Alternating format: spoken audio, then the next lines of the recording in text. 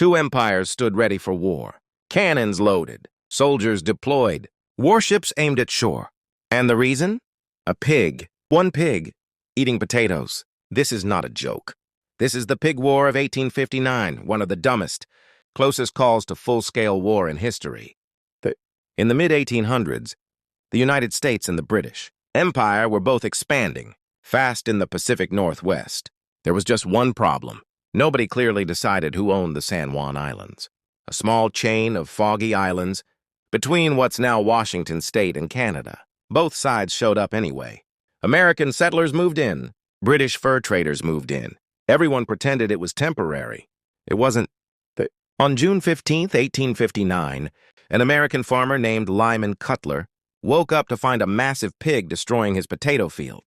This wasn't the first time. The pig belonged to the British Hudson's Bay Company, and it had been roaming freely, eating crops like it owned the place. Cutler snapped. He grabbed his rifle and shot the pig dead. Just like that.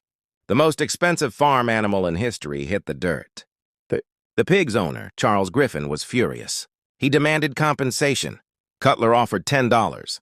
Griffin said the pig was worth $100. Cutler refused. British authorities stepped in and threatened to arrest him. And that's when the American settlers panicked. They knew how this went. Arrest one man, claim the land, raise the flag. So they called in the U.S. Army. The American troops arrived under Captain George Pickett. Yes, the same Pickett who would later lead Pickett's charge at Gettysburg. Pickett planted the American flag and declared the island U.S. territory. The British response was immediate. Warships entered the harbor. Cannons rolled into position. Redcoats lined the shore. By the end of the escalation, the standoff looked like this.